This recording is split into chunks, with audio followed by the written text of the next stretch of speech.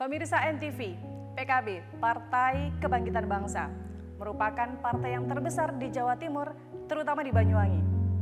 Setelah estafet kepemimpinan dari Haji Joni Subagio menjadi beralih ke kepemimpinan Gus Malik, akankah ada perubahan-perubahan struktural di Partai PKB? Apa saja trik dan juga strategi PKB dalam menghadapi pemilu tahun 2024? Kita akan kumpas tuntas dalam Dialog Nasional NTV bersama saya, Panca Puspita.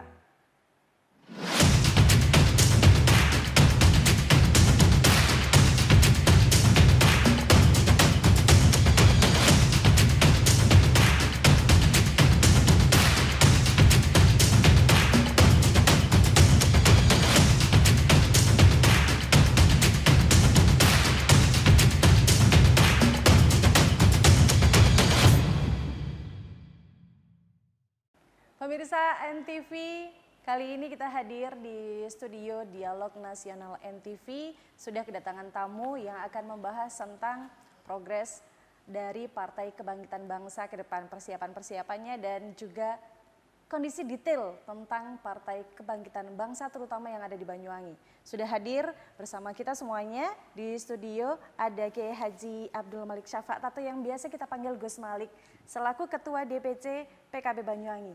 Selamat datang Gus Malik. Sehat Gus? Alhamdulillah sehat. Harus selalu sehat. Wajahnya biar sumringah begitu ya. Jadi nanti kalau misalkan menjawab pertanyaan saya jadi biar lebih santai. Saya kayaknya lebih takut kayaknya ya. Yang kedua ada Sekretaris DPC PKB Banyuwangi ada Bapak Husnan Abadi.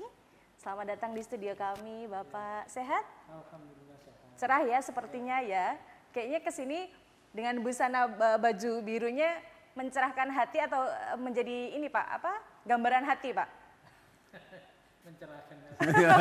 Gambaran hati kalau yang lagi happy gitu ya Pak ya. Yang ketiga ada Bapak Toples, ini beneran namanya Bapak Toples?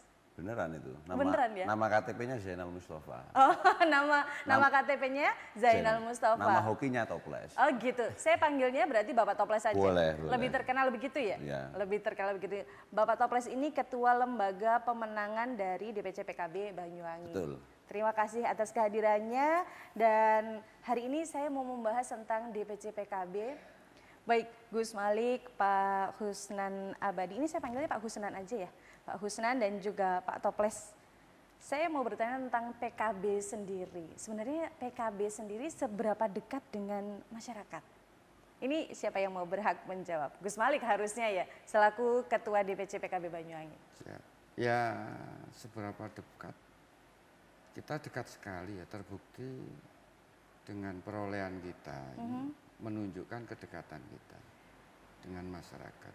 Apalagi kita ini dengan konsep politik kehadiran ini, maka kita akan selalu hadir di persoalan bangsa dan negara ini, terutama di Banyuwangi. Kita di setiap kehidupan di masyarakat di Banyuwangi kita selalu hadir. Terkhusus PKB di Banyuwangi. Ya. Memang dari situ bisa digambarkan bahwa PKB dekat dengan masyarakat. Ya, kita pembuktiannya ya dengan perolehan kursi itu. Itu bagian dari kedekatan kita. Bukti nyata itu ya perolehannya. Perolehan kursi. Pengukuran di area politik itu ya di situ itu. Tidak bisa diukur dengan ukuran-ukuran yang lain karena memang proses pembagian kue kekuasaan itu diukur lewat pemilu legislatif itu. Baik, terima kasih. Kalau diukur dari kursi yang sudah didapat oleh PKB, ini mungkin saya langsung lemparkan lagi ke Pak Husnan, biar semuanya nanti juga bisa menjawab gitu ya Gus Malik ya. Dari Pak Husnan sendiri, kalau sudah dipilih kursinya, sudah berada di porsinya masing-masing, PKB juga sudah mendapatkan kursi yang banyak karena menurut Gus Malik ternyata kedekatan dengan masyarakat bisa diukur dengan kursi yang sudah didapat, perolehan kursi yang sudah didapat. Tapi faktanya setelah mendapatkan kursi, Pak Husnan, bentuk yang lain atau pembuktian yang lain bahwa PKB ini juga termasuk dekat dengan masyarakat. seperti apa? Jadi begini, tadi sudah disampaikan bahwa di PKB itu jargonnya adalah politik kehadiran. Politik kehadiran itu kita terjemahkan, kita ini yang menerjemahkan kebijakannya di virtual. Itu kita setiap event apapun hadir. Dan kita breakdown sampai ke bawah di tingkat kepengurusan kecamatan sampai desa, di event apapun hadir. Bahkan kita sempat bukan menginstruksikan, tapi bagaimana kalau kemudian ada tetangganya repot dalam konteks punya gawe, tidak diundang ya bagaimana hadir membantu. Ini bentuk-bentuk dari penerjemahan dari politik kehadiran, dan itulah kedekatan yang kita lakukan. Jadi bukan hanya di tingkat kabupaten, bukan hanya teman-teman yang hari ini jadi DPR kemudian hadir di masyarakat dengan event-event tertentu, sampai pengurus di tingkat kecamatan, di tingkat desa. Ini kita minta untuk hadir dalam kapasitas dan event apapun, termasuk urusan yang lebih. Urusan sekecil itu aja, apalagi yang lain yang lain. Oke, urusan sekecil itu PKB juga hadir begitu untuk masyarakat begitu ya Pak Usnan ya. Kalau untuk jenjang usia nih, PKB itu usianya apa khusus ini? Kalau saya yang merasa muda ya Pak, mohon maaf, saya merasa muda. Apakah itu usianya hanya untuk usia mungkin 30 tahun ke atas? Apakah sudah merangkul anak-anak muda yang kita tahu zaman sekarang milenial itu menguasai, apalagi sekarang era-era digital?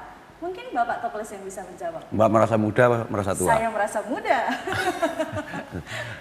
Gimana Pak Toples? Mau nggak dirangkul sama PKB? Waduh, ini masih segmen pertama loh Pak. Nah kan tesnya, langsung dilawar begitu. tesnya langsung di sini gitu loh. Gimana Pak Toples? Kalau untuk sudah merasa merangkul anak-anak milenial atau bagaimana? Gini, di partai kita tuh punya Banom. Nah, Banom yang khusus untuk merangkul yang garap pemuda itu namanya Garda Bangsa. Garda Bangsa. Garda Bangsa, di situ kelompok-kelompoknya milenial, bahkan dari tampilannya bisa jadi lebih milenial teman-teman Garda daripada Mbak di sini. Duh, aku insecure loh ini. Saya harus melihat ini kayaknya gardanya seperti apa. Harus kenal dengan dengan Garda ya, Bangsa. Oke, siap. Lalu? Apalagi pertanyaannya? Iya itu tadi yang garda yang di Banom itu kita ada yang segmen pemuda ada, segmen perempuan juga ada, namanya itu perempuan bangsa. Tadi di setiap segmen usia itu kita sudah ada Banomnya masing-masing. Berarti memang sudah merasa mencakup. Sudah. Karena memang kan untuk saat ini memang anak-anak muda milenial Gus Malik yang menguasai atau lebih banyak era milenial 60% menurut survei itu. Sekarang pemilih milenial 60%. 60%. 60%. Maka ini memang potensi yang harus benar-benar diseriusi. Bukan hanya sekedar untuk peningkatan suara partai, tapi menyiapkan kader bangsa itu. Kita harus hadir di sana untuk menyiapkan kader-kader bangsa yang hari ini berproses dengan bahasa milenial itu. Menyesuaikan dengan bahasa anak-anak milenial begitu. Berarti ada pandangan bahwa nantinya ada salah satu kader yang akan dijunjung oleh PKB pasti yang usia muda. Pasti. Siap, pasti. siap. Pasti itu. Sudah ada pandangan? Oh, banyak. Oh, banyak. Ada beberapa pandangan sudah ada beberapa orang berarti ya. Yang usianya kisaran berapa Pak kalau boleh tahu? Ya usia milenial lah. Usianya yang disyaratkan undang-undang kan minimal 20. Minimal 20. Iya, maka ya mereka yang akan kita usung ya berarti harus memenuhi 20. Kalau tidak memenuhi 20 nggak boleh kan? Oke. Menurut saya milenial itu generasi hari ini dan generasi yang akan datang itu ya di milenial itu. Baik, kalau sudah berbicara masalah generasi milenial, ini mohon maaf Gus Malik, Pak Husnan dan juga Bapak Toples, kalau berbicara masalah milenial, kebanyakan anak-anak yang milenial yang usia 20 ke atas mungkin masih belum. Ada beberapa anak milenial yang tidak terlalu peduli dengan politik, ada yang bahkan tidak mau dengan politik, begitu kan? Dan mungkin di antara mereka itu masih bertanya gitu pemikirannya PKB dan NU. Ini sama atau tidak sebenarnya? Saya sendiri sebenarnya juga bertanya-tanya PKB sama NU ini sama atau memang dalam satu wadah atau seperti apa? Yang berhak menjawab Gus Malik mungkin ya. Kalau samanya enggak. Platformnya, garis perjuangannya mungkin ada kesamaan. Kalau di kita ini ya lebih pada persoalan-persoalan umum, persoalan bangsa dan negara ini, itu ada sisi religiusnya, ada sisi nasionalismenya, ada sisi macam-macamnya. Tapi kalau di NU barangkali ya hanya khusus urusan-urusan sosial dan keagamaan saja. Untuk PKB urusan kenegaraan mungkin lebih, ya Pak? Lebih luas lagi. Apakah di dalam PKB itu semuanya orang-orang NU? Enggak. Kita ini partai terbuka. Banyak teman-teman Tionghoa, banyak teman-teman dalam tanda petik agama, keimanannya berbeda, banyak yang di kita. Dan ini kita ya welcome saja, memang kita partai terbuka, bukan partai berbasis agama kan. Partai terbuka, nasional terbuka. Baik, kalau hubungan PKB dengan NU sendiri, mungkin Pak Usnan yang mau menambahkan? Jadi kita ini, saya pengen mempertegas soal apakah NU saja tidak. Tidak. Di tingkat nasional itu bendera umumnya bukan, bahkan non Muslim. Kalau kita lihat di Papua, ketua partai bahkan anggota DPR mayoritas tidak Muslim. Artinya memang partai terbuka. Hubungan yang dibangun di Banyuwangi lah soal NU ini, NU dengan PKB ini memang ada kesejarahan, kesejarahan. Bagaimana PKB didirikan di tahun 1998. Kemudian karena memang berdirinya atas inisiasi pengurus besar Nahdlatul Ulama, kemudian mengikuti pemilu di 99 dan memang waktu itu hubungan itu sangat kental. Nah, di politik itu kan ada intrik. Wajar kalau kemudian ada pihak lain yang kemudian merenggangkan dan menjauhkan, itu biasa. Tapi hakikatnya sebenarnya NU PKB itu ya ada hubungan yang tidak bisa dipisahkan. Dalam apa? Dalam hal program, dalam hal kebijakan, termasuk dalam hal hati. Karena memang sejarahnya lahirnya dari NU. Sehingga tidak bisa dipisahkan. Sehingga hari ini di Banyuwangi atas idenya Ketua DPC menyebut istilah PKB Nusantara.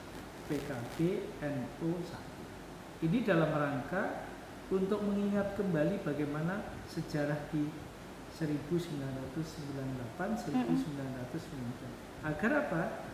Kalau kemudian ini rajutan ini berhasil, maka kita bisa mengembalikan kekuatan PKB di tahun-tahun itu. Karena kekuatan PKB di tahun itu adalah berdirinya, kejayaannya di tahun itu. Sehingga kita sempat mendapatkan 17 kursi dari 45 kursi. Kemudian yang 5 adalah anggota TNI Polri, berarti kita posisinya di angka 46%.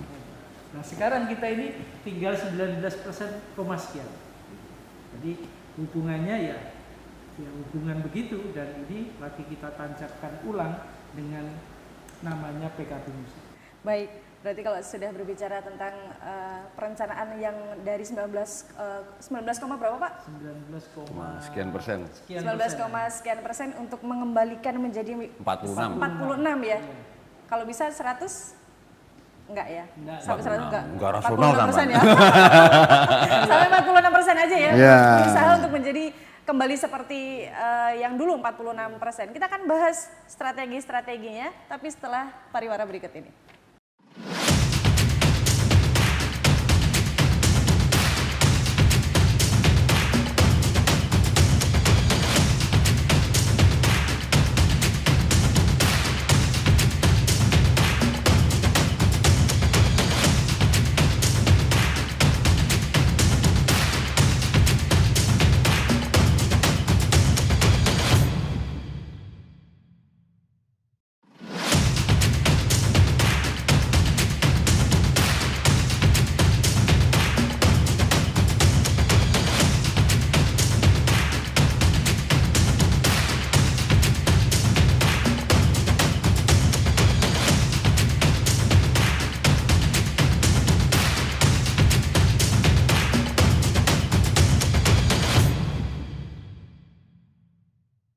Pemirsa NTV kembali ke Dialog Nasional, masih bersama saya Panca Puspita dan juga bintang tamu yang sudah hadir di studio, ada Gus Malik, ada Pak Husnan dan juga Pak Toples. Saya mau bertanya sama Pak Toples karena beliau adalah Ketua Lembaga Pemenangan DPC PKB Banyuwangi. Di tahun 2019 Pak, data yang sudah didapat untuk yang dapil 1, 2, 3, 4, 5 ya, ada 5 dapil ya. Yang kemenangan kemarin 2019. Datanya sampai berapa persen? Dan paling besar dapil yang mana? Kita dapat 9 kursi, itu yang tertinggi itu dapil 2, kita perolehan suaranya sekitar 24%. Dapil 2? Dapil 2. Yang terendah di dapil 5, kita dapat 15% sekian. Baik, Pak boleh, ini boleh dijelaskan dapil 1, 2, atau dapil 2 deh. Dapil 2 yang paling besar pada saat 2019, berarti kan 20 sekian persen itu dapil 2 meliputi di mana saja? Rogo Jampi, Belimbing Sari, Kabat, Singojuru dan Songgon. Ada faktor yang membuat di dapil 2 itu memang besar gitu Pak nilainya? Enggak, secara psikologis mungkin NU-nya lebih rapat, ada banyak faktor Mbak itu Mbak. Ada faktor sosiologisnya, ada faktor politik yang sifatnya caleg yang ada. Lebih besar, lebih banyak berarti memang di dapil 2. Kalau yang dapil 5 yang paling rendah dapil wilayah? 5. Wilayah mana aja Pak? Itu Genteng, Denmor, Klai Kalibaru dan Sempu. Ya. Gus, dapil 5 paling rendah berarti. 2024 berarti pemilu besar-besaran ya kan? Besar sungguhan bukan besar. Ya. Besar sungguhan benar. Besar, saya kalau misalkan menggunakan bahasa hiperbola sama Pak Toples kayaknya saya nggak bisa nih kayaknya. Gus, 2024 akan ada pemilu besar-besaran. Harapan untuk dapil 5 karena nilainya berapa Pak? Dapil 5 tadi? 15, sekian persen. 15, sekian persen. Harapannya mencapai berapa persen tuh di situ? Kita targetkan secara makro. Di Banyuwangi ini kita akan rebut 50% suara. Targetnya merebut 50%. 50%. Maka akan kita push, akan kita betul-betul seriusi satu kecamatan ini, satu caleg jadi, satu kursi DPR. Satu kecamatan? Satu kursi. Dengan hitungan sebenarnya di awal berdirinya PKB itu kita mendapat 46% suara. Kursi. 46% kursi yang ada di DPRD. Waktu itu jumlah kursinya 45. 45 itu masih ada TNI Polri. Oh begitu. Ya, maka ketika 45 ada TNI Polri terus dihilangkan menjadi 40 kursi dan kita dapat 17. Itu artinya kita mendapat 46%. Maka target kita mengembalikan menjadi 46, targetnya ditambahi 9%. Nah, 4% dari 46% tersebut akhirnya menjadi 50. Nah, kita terjemahkan satu kecamatan, satu anggota DPR. Berarti memang sudah disiapkan satu kecamatan untuk berarti di setiap kecamatan ada kandidat dari siap. PKB sendiri ya Pak? Sudah ditentukan dari sekarang? Ya, sudah maka mulai. Kita akan launching pencalekan dini di awal-awal tahun 2022. Sudah ada launching belum orang-orang yang menjadi kandidat? Oh, sudah. Pencalekan launching calegnya di situ. Maka kita memang jauh untuk melakukan persiapan itu. Baik. Kalau dari dapil 1, 2, 3, 4 dan juga 5, kalau dapil 2 pasti akan dipertahankan ya Pak Husnan? Ditingkatkan. Bukan hanya dipertahankan tapi ditingkatkan. Ditingkatkan lagi. Ya. Yang lainnya juga pasti akan ada strategi-strategi bagaimana caranya untuk bisa meningkatkan perolehan itu tadi. Mungkin ada dijelaskan sedikit mungkin strategi-strateginya Pak Husnan. Jadi begini, kita ini kan apapun tidak lepas dari sejarah. Tadi sudah disampaikan oleh ketua bahwa kita ini pernah memperoleh 46%. Nah, tinggal bagaimana kita menerjemahkan ulang ketika 46%. Nah, penerjemahan itu hari ini kita lakukan dalam bentuk PKB Nusa yang kita sebut branding PKB Nusa. Nah, di setiap dapil ini tentu kita evaluasi kenapa di dapil ini di nilainya dapil sekian ini gitu ya. menjadi sekian padahal punya potensi. Nah, ini sudah kita catat beberapa hal yang kemudian nanti tinggal melakukan action. Harapannya memang kalau kemudian 50% itu nanti satu caleg di kecamatan yang kita unggulkan itu harus jadi. Nah, strateginya tentu ini bagian dari kerahasiaan, gitu. Bagian dari rahasia yang ini sudah kita lakukan hari ini. Sebenarnya sudah dilakukan. Sudah kan, tapi strategi-strateginya sudah dilakukan. Cuman tidak perlu kita expose hari ini karena memang bagian karena dari strategi nanti kalau nah, kalau ini kita melakukan ini tahapannya sesuai dengan yang kita rencanakan, insya Allah 25 kursi adalah miliknya PKB di 2024. Ini beneran strategi tidak bisa di iya. Termasuk langkah-langkahnya juga secara umum kita sampaikan tadi ada PKB Nusa, ada tadi beberapa hal yang tadi kita sampaikan itu sudah. Tapi kan hal-hal yang sangat strategis yang ini bagian dari gerakan di dalam rangka merekrut banyak pihak termasuk milenial, ya bagian strategi yang harus disembunyikan. Strategi yang memang harus dirahasiakan karena itu adalah dapurnya PKB ya Pak.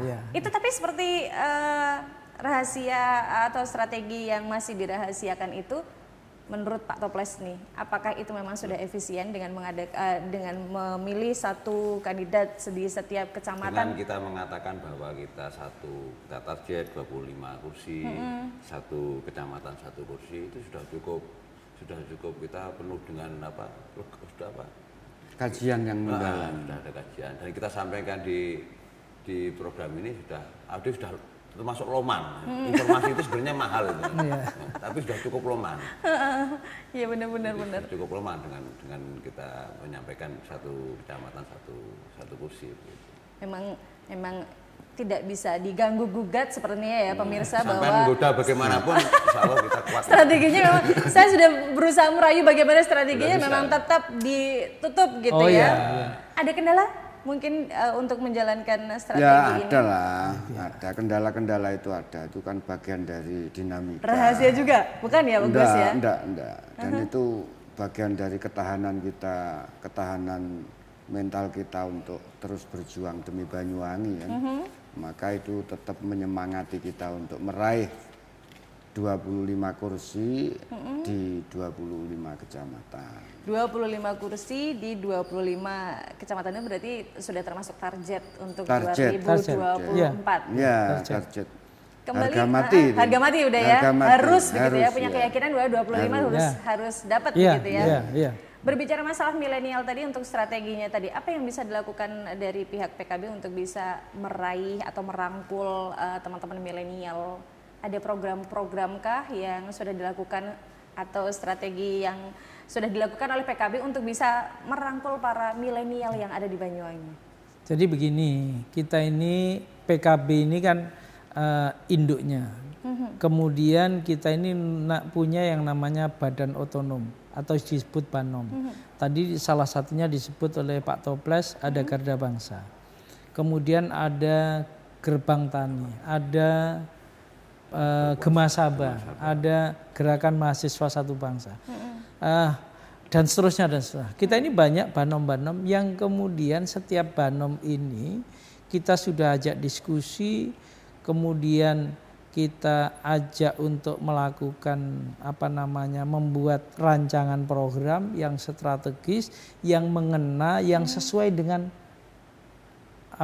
bangsa yang harus dilakukan penggarapannya. Katakanlah Garda Bangsa yang tadi disebut, programnya ya sudah jalan, Dan itu dilakukan oleh teman-teman pengurus di Garda Bangsa yang kalau hari ini kita lihat pengurus Garda Bangsa sangat milenial sekali. Tadi Pak Toplas sempat nyinggung mungkin lebih milenialnya Garda Bangsa dari yang sana kayaknya oh ya, gitu Pak ya. Toplas ya. Enggak. Oh bukan enggak, apa gimana? Gaya pakainya lebih muda. Waduh ini yang disebut gaya pakaiannya loh. Kalau boleh menambahkan saya, hari ini yang lagi dilakukan oleh PKB menggarap milenial dengan melakukan rekrutmen pengusaha-pengusaha muda, melakukan pendampingan, pelatihan dengan macam-macam UMKM dengan ini. Kita ini ada teman-teman muda yang aktif di PKB, yang menjadi pengurus PKB, yang ini menjadi ikon milenialnya PKB. Ada si Arfi yang pengusaha yang termasuk sudah jalan lah, sudah cukup dikenal. Ada Zidni, Bu Zidni itu. Ini akan melakukan terus pendampingan dan pelatihan juga perangkulan bagaimana anak-anak muda ini bukan hanya untuk dibawa menjadi sukses tapi lebih peduli kepada Banyuwangi ini. Jadi bukan hanya sukses tapi juga peduli. Nanti kalau sukses tidak peduli dengan Banyuwangi berarti kaderisasi PKB ini kurang berhasil. Berarti tujuannya memang ke sana ya Pak. Kesana. Selain sukses tapi juga bermanfaat Harus untuk masyarakat bermanfaat Banyuwangi. untuk Banyuwangi. Baik, Gus Malik, Pak Usnan dan juga Pak Toplas, kita akan membahas. Saya tadi sudah mendengarkan satu nama kandidat yang disebut dan kebetulan saya juga mengetahui sosok tersebut. Nanti kita akan bahas lagi setelah pariwara berikut ini.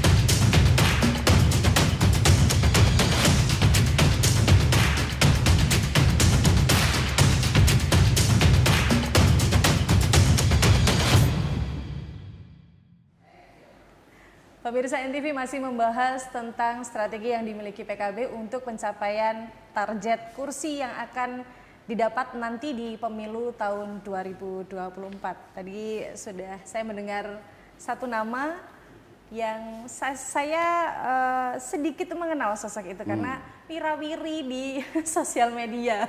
Kebetulan saya berteman dengan beliau. Ini yang perlu saya tanyakan, apakah sosok kandidat atau beberapa kandidat yang sudah disiapkan itu lahir dari pengusaha-pengusaha aja atau bagaimana Gus Malik? Ya segmentasinya kita sedang menggarap itu. Semua segmen kita garap. Tapi beliau-beliau itu memang konsis di situ dan rasa nasionalismenya, rasa kepeduliannya terhadap daerah ini tinggi. Maka beliau-beliau ini meluangkan waktu untuk itu. Kira-kira ukuran atau parameter milenial itu kan hari ini berbeda dengan ukuran parameter yang lama. Hari ini kan netizennya berapa gitu kan. Nah, ini yang di kita ini ya, rata-rata ya 100 ribuan gitu. Artinya ini bisa diterima di kalangan milenial dan ini memang benar-benar milenial karena diterima gitu. Ini bukti jelasnya di situ. Baik, kalau untuk ini, tadi sudah dijelaskan bahwa PKB itu lahir dari NU.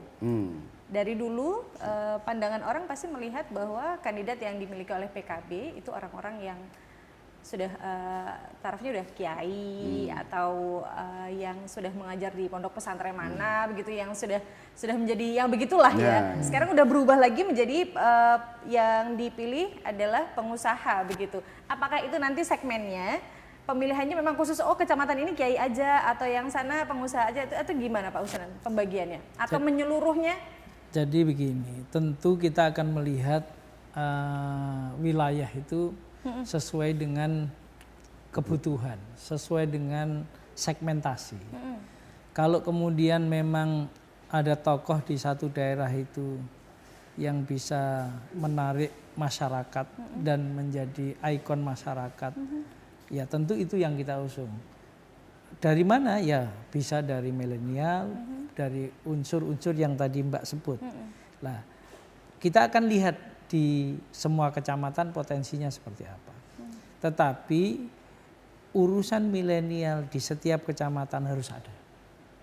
Jadi tidak akan kita tinggalkan, meskipun kita nanti juga akan berhitung soal ketokohan tokoh kita. Tokoh kita itu ya maksud saya bisa kiai, bisa siapa saja. Nah, milenial tetap menjadi bagian penting karena beliau-beliau ini, milenial ini adalah bagian generasi penerus kita, penerus bangsa, penerus di Banyuwangi. Kalau ini kita tinggalkan, berarti kita tadi Gus Malik Ketua DPC sudah menyampaikan bagian dari kegagalan lah dalam, kalau saya ekstrimnya begitu. Maka kita tidak boleh gagal karena menyiapkan generasi yang akan datang. Bukan hanya generasi hari ini, kalau kemudian urusannya hari ini ya selesai hari ini, tapi bagaimana masa akan datang. Inilah yang kita siapkan, yang oleh PKB disiapkan dalam rangka Banyuwangi semakin baik, Banyuwangi semakin maju, Banyuwangi tentu akan dipegang oleh orang-orang yang kapasitasnya memenuhi. Memenuhi apa? Ya memenuhi segalanya termasuk tadi yang disebut milenial. Maka mereka adalah bukan hanya hari ini eksis, tapi 5, 10 tahun, 20 tahun akan datang meninggalkan generasi yang baik juga dalam rangka eksistensi Banyuwangi. Berarti sebenarnya bukan hanya pengusaha, kiai pun kalau misalkan milenial juga kan banyak kan sekarang kiai milenial juga ada. Berarti juga bisa direkrut juga tergantung sama segmennya. Kalau dari Pak Toples sendiri untuk kiai, ini saya lebih menjurus ke kiai. Ini banyak kiai-kiai yang ternyata sudah dilirik oleh partai yang lain. Ini bagiannya Pak Toples ini ya, karena kan Pak Toples jadi ketua lembaga pemenangan DPC PKB. Menurut Pak Toples sendiri, kalau banyak kiai yang sudah dilirik sama partai lain, gimana tuh Pak? Begini, terkait kiai yang dilirik oleh partai lain, oke itu kan dinamika politik. Tapi yang perlu kita sampaikan di kesempatan ini adalah bahwa PKB itu partai nasionalis yang lahir dengan semangat religius. Jadi semangat religius melahirkan partai nasionalis. Nah ini dua hal yang ini tidak terpisah. Ada partai nasionalis yang semangatnya rasionalis. PKB itu bedanya partai nasionalis yang dilahirkan dari semangat religius. Mengapa demikian? Karena PKB itu lahir dari rahim kandung Nahdlatul Ulama, dari NU. Siapa NU? NU itu organisasi sosial keagamaan yang fokusnya pada sosial dan keagamaan. Laden-laden pada bidang keagamaan pada masyarakat, laden-laden pada bidang sosial pada masyarakat. Yang dalam laden-laden itu tentu yang dalam laden-laden itu untuk menyempurnakan mau tidak mau harus untuk menjangkau ke semua orang, maka harus terlibat dalam pembangunan menentukan kebijakan bangsa. Kalau di kabupaten menentukan kebijakan kabupaten, disitulah PKB, peran pentingnya PKB di situ. Semangat ini jadi secara semangat, secara roh kita tidak perlu mengkhawatirkan sebagai dinamika, karena semua di politik ada hitung-hitungannya, Mbak. Ada kiai yang direkrut oleh partai lain itu sudah langsung kita otomatis sudah ada sistemnya, hitungannya seperti ini, itu sudah ada. Dalam kalkulasi politik sudah ada hitungannya dan sudah ada antisipasinya. Berarti sudah tidak ada rasa khawatir atau bagaimana Pak? Kalau di politik nggak boleh. Khawatir nggak boleh. Khawatir ya? Kita harus rasio. Khawatir itu kan baper namanya. Perasaan itu. Ragu-ragu. Orang milenial nih kayaknya. Khawatir itu merujuknya pada psikologis. Loh, kita itu harus pakai rasio. Berarti walaupun ada beberapa kiai yang sudah direkrut sama partai yang lain, PKB santai saja begitu. Bukan santai itu kembali ke psikologis. Kita ada hitungannya. Kita santai, kita khawatir itu kan kembalinya ke psikologis. Nah kita kita itu ada ukurannya rasionalitas, ada hitungannya. Yang masuk ke partai lain itu bagaimana, ada hitungannya semua. Yang tetap ke kita itu berapa, kekuatannya seperti apa, itu ada hitungannya. Mungkin ada strategi Pak Toples? Ya ada. Bukan, maksud saya strategi ketika ada satu kiai yang dilirik oleh PKB, tapi ternyata juga dilirik oleh partai yang lain, biar ini tidak diambil oleh partai yang lain mungkin? Semua itu ada hitungannya, bagaimana itu, katakanlah, hitung-hitungannya seperti apa agar tetap gabung, agar tetap dengan kita. Terus hitung-hitungnya bagaimana kalau beliau-beliaunya lepas, itu semua itu ada hitung-hitungannya, dan di detail hitung-hitungannya itu ya nggak perlu kita sampaikan di forum ini. Oh, tidak perlu disampaikan lagi, itu menjadi sebuah rahasia. Lagi-lagi strategi yang dirahasiakan begitu ya, memang karena kerahasiaan itu mengandung ketertarikan itu.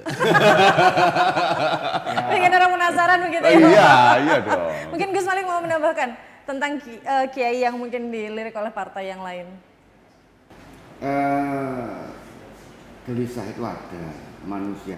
Baper loh ini berarti Gus Malik. Artinya sisi manusiawinya ada, tapi kalkulasinya juga sudah dihitung. Sudah sangat dihitung berapa kekuatannya, terus kita cari tambahan di mana, itu sudah dihitung. Tapi secara garis besar kita ini menjadi satu dengan sebuah lembaga, maka tidak terlalu berpengaruh lah terhadap personal. Dan perubahan politik hari ini dari politik tokoh masyarakat ini sekarang sudah harus kepada tokoh masyarakat hadir di tengah-tengah masyarakat.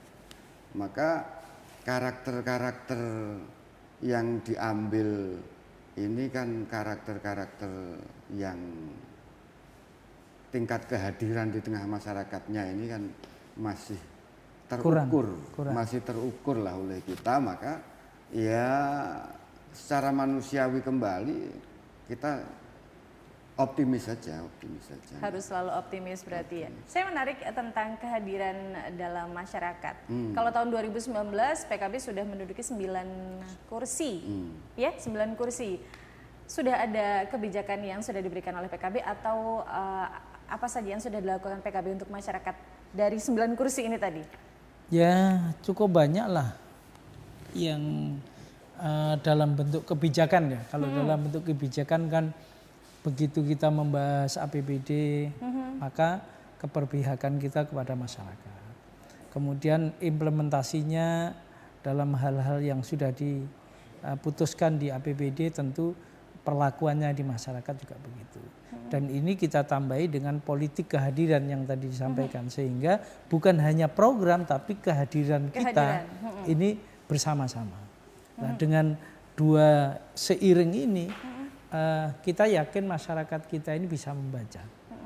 Dan kenyataannya di beberapa daerah, di beberapa tempat luar biasa lah ketika kita hadir sekaligus programnya hadir tanpa disuruh masyarakat itu kadang-kadang tasyakuran. Mensyukuri apa yang ada itu tanpa kita minta. Nah, ini bentuk-bentuk bahwa masyarakat kita ini sudah bisa bisa menilai mana sih partai yang kemudian memberikan hal-hal positif dalam tanda petik manfaat lah kepada masyarakat, dan mana-mana yang hanya obrol janji gitu ya. Kita lihat sudah ada lah titik-titik temu yang kemudian masyarakat mengapresiasi terhadap kita. Bukti dari apresiasi umpamanya begini, ada satu tempat di Tegal Driwang kemarin kita bantu dengan pengerasan jalan, tanpa diminta masyarakat mengundang kita dan bertasyakuran, melakukan tasyakuran. Itu bentuk kan, artinya bahwa masyarakat merespon apa yang kita lakukan. Nah, itulah yang salah satu dari apa yang kita lakukan dalam bentuk kebijakan. Dan itu bagian dari yang hari ini kita lakukan secara terus-menerus sampai kemudian di pemilu 2024. Berarti memang harus berada di kehadiran masyarakat dan juga memberikan kebijakan-kebijakan yang bermanfaat untuk masyarakat. Terkait kebijakan dan terkait target, yang saya tahu di tahun 2019 PKB menjadi partai oposisi, betul? Berarti kalau sudah menjadi partai yang oposisi, untuk mewujudkan atau merealisasikan target 25 kursi, kalau saya bilang mungkinkah ada kendala, pasti bilangnya saya harus optimis gitu, PKB harus optimis gitu ya kan.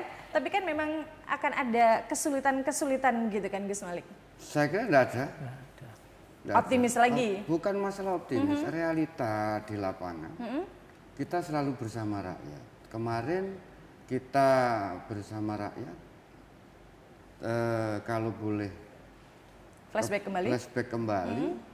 Kita kemarin pilkada hanya selisih 4%. Bagaimana anggaran yang sedemikian besar digerojokkan dengan kita yang dengan bersama rakyat, ini selisihnya 4%. Nah ini bukti bahwasanya bukan hanya sekedar optimis itu.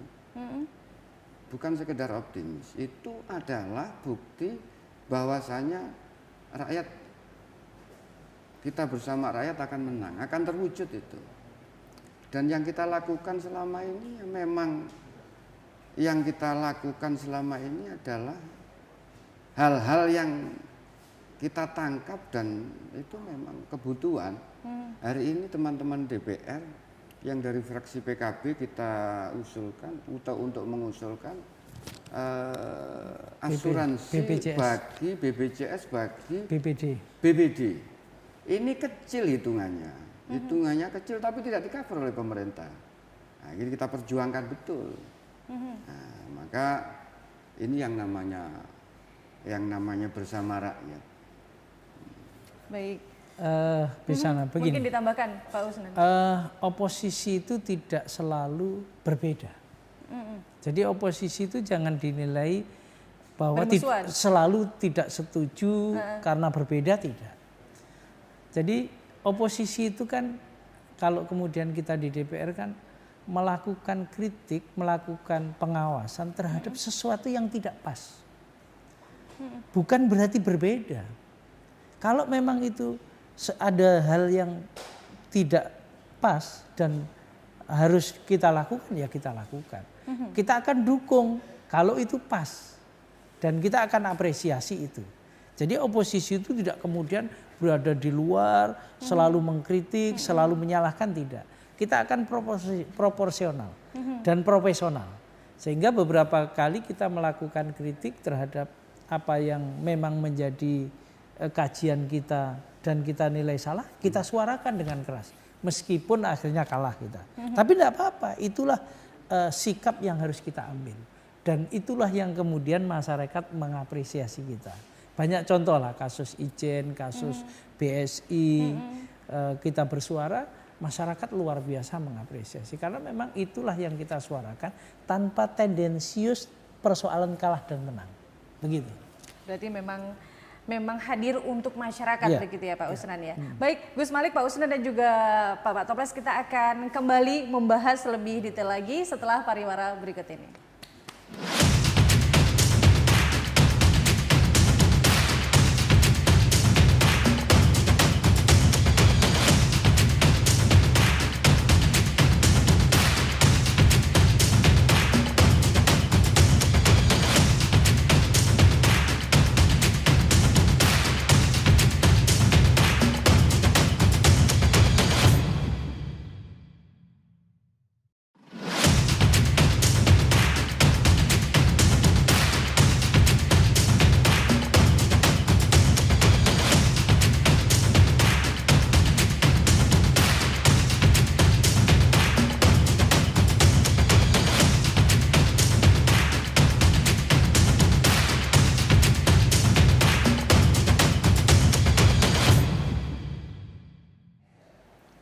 Pemirsa NTV masih bersama saya Panca Puspita di Dialog Nasional dan kembali saya akan ngobrol dengan 3 bintang tamu kita hari ini. Kalau tadi sudah membahas masalah strategi dan segalanya yang tetap dirahasiakan, ternyata strategi tidak boleh dikomunikasikan dengan banyak orang karena itu menjadi rahasia untuk mencapai target di tahun 2024. Berbicara masalah pemilu tahun 2024, 2019 PKB kurang 4%, bersaing dengan Selisih PDI. 4%. Selisih 4%. Bersaing dengan PDI berarti ya kan? Oh bukan. Gimana Pak? Pilbub, Pilbubnya. pilihan bupati. Pilihan bupati. Ya. Pilihan bupatinya berarti kan selisih 4%. 4%. Ya. Untuk mencapai tahun 2024 ini mungkin punya strategi yang lebih lagi atau mungkin yang kemarin 2019 kemarin kendalanya apa sampai ada selisih 4% itu Pak? Ya kita sudah maksimal, kita sudah optimis, kita sudah maksimal. Hasilnya begitu, yaitu kita harus legowo menerima. Mungkin ada titik-titik kelemahan yang bisa menyebabkan selisih 4% mungkin? Kelemahannya mungkin begini. Urusan pemimpin kabupaten, urusan kabupaten ini kan urusan keinginan masyarakat Banyuwangi. Menentukan masa depan masyarakat Banyuwangi. Maka untuk penentuan itu jauh-jauh hari harus kita survei dulu kebutuhannya kayak apa Banyuwangi ini, kepinginnya kayak apa Banyuwangi ini, agar kita pas dalam menentukan calon yang akan kita usung.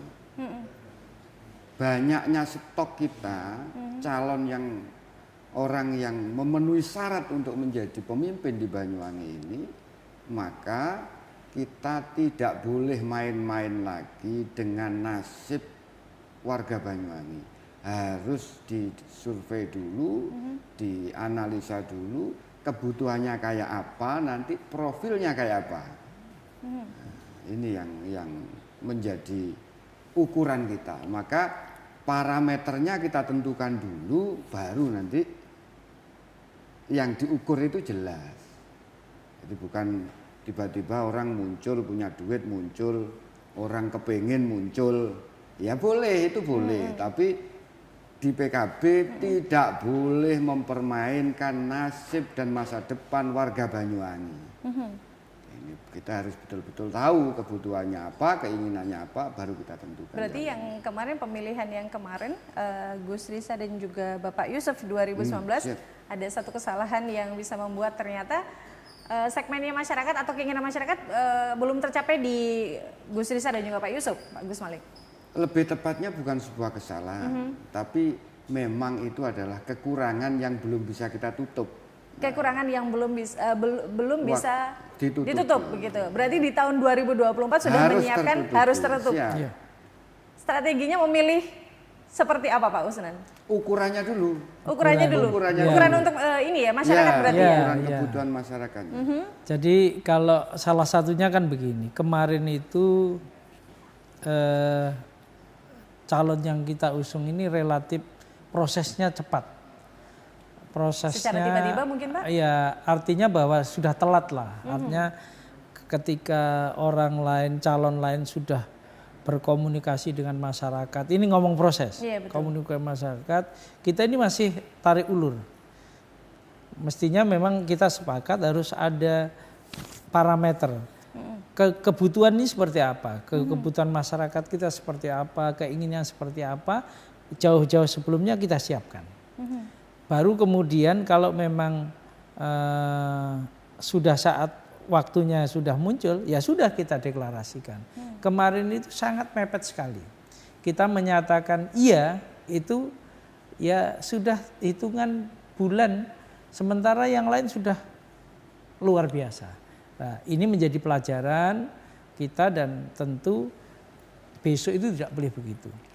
Dan kita harus di 2024 itu harus memenangkan pilihan legislatif, kemudian memenangkan pilihan bupati, dan tentu kita pengen pilihan presiden juga kita yang menang. Berarti jadi tiga-tiganya harus kita sinergikan. Sesuai dengan target yang diharapkan oleh PKB begitu ya. Dari Pak Toples sendiri berarti kalau yang dijelaskan sama Pak Usnan berarti memang harus ada pembelajaran, harus ada survei terhadap masyarakat dari lembaga kemenangannya PKB sendiri. Berarti sudah ada Begini. kandidat. Begini. Saya suka nih kayaknya nih. Gimana? Partai itu PKB punya tanggung jawab moral kepada masyarakat Banyuwangi terkait dengan Pilbub. Maka pertama saya ingin lebih mendetailkan saja, sedikit. Berarti yang wujud tanggung jawab partai itu adalah dengan menginventarisir apa saja yang harus kita bangun, baik infrastrukturnya, baik ekonominya maupun peningkatan sumber daya manusia, karena inti dari politik kan di situ.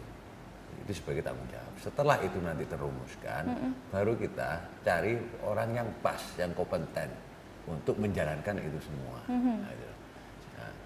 Setelah itu baru kita ukur hitung-hitungan bagaimana proses nanti agar sukses di kontestasinya nanti. Nah, siapanya nanti ya orang-orang yang memenuhi kriteria itu. Siapa kira-kira siapa saja yang kita nilai masuk kriteria-kriteria itu pasti akan diusung oleh Partai Kebangkitan Bangsa. Apakah sudah memiliki kandidat, Gus? Ada banyak. Banyak. Berapa kira-kira? Saya boleh tahu? Dalam waktu dekat ini akan kita, karena ini kan rentetannya waktunya berurutan. 2024 itu ada pileg, ada pilihan presiden, ada 5-6 bulan berikutnya pilihan bupati. Maka kita juga akan segera launching, kita akan munculkan stok kita, kader kita, tapi tidak satu orang. Ada, ini kan seni, bagian dari seni berpolitik itu, pasarnya kebutuhannya kayak apa gitu. Pasarnya yang direspon kayak apa?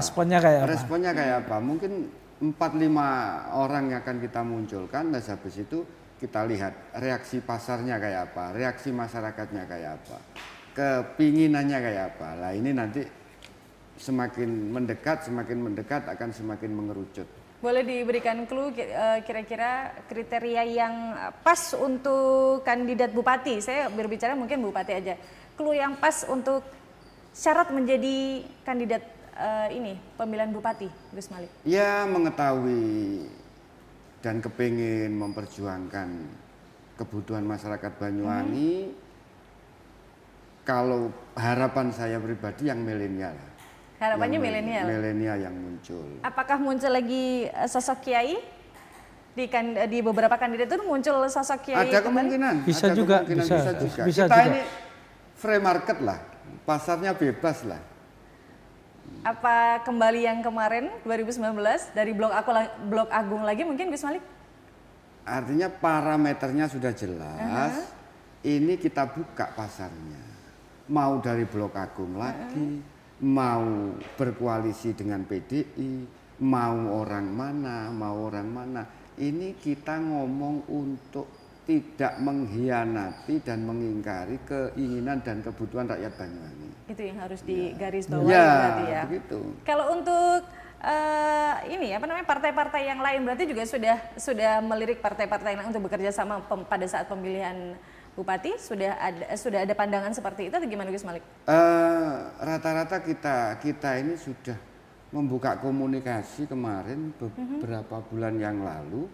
Kita ngomong Banyuwangi, kita ngomong kedewasaan berdemokrasi kita undang seluruh partai di Banyuwangi yang di parlemen maupun di luar parlemen untuk hadir, untuk bersama-sama ngomong tentang Banyuwangi. Kemarin sudah diinisiasi oleh PKB di kantor PKB. Alhamdulillah semuanya hadir. Alhamdulillah. Nah, ini akan diteruskan lagi mungkin beberapa saat lagi kalau situasinya sudah enak akan ada pertemuan lagi di partai berikutnya.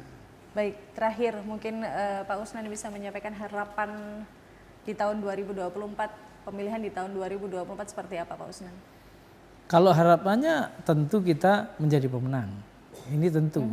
Saya sampaikan lebih tegas lagi, pemenang di pemilu legislatif, pemenang di pemilu presiden, pemenang pemilu di pilihan bupati dan gubernur. Karena pemilihan bupati dan gubernur ini bersamaan, begitu. Jadi harapan kita ya menang. Caranya menang tadi sudah kita sampaikan, sudah kita lakukan sedini mungkin. Makanya begitu kita ke pengurusan baru itu sudah bekerja tanpa henti. Terutama hari Sabtu dan Minggu itu ya pekerjaannya adalah bersilaturahim kepada masyarakat, kepada para tokoh, kepada kelompok-kelompok yang memang harus kita hadiri tanpa mengenal suku, tanpa mengenal agama, tanpa mengenal kelompok identitas milenial, non milenial, semua kita hadiri dalam rangka apa? Kita mengajak bersama-sama membangun Banyuwangi lebih baik. Baik, terima kasih dan memang segmennya juga sudah selesai. Pak Toples terima kasih atas kehadirannya, Pak Usran juga terima kasih, Gus Malik juga terima kasih atas kehadirannya di studio kami di Dialog Nasional. Semoga harapannya 2024 PKB sudah mencapai target yang diinginkan. 25 kursi.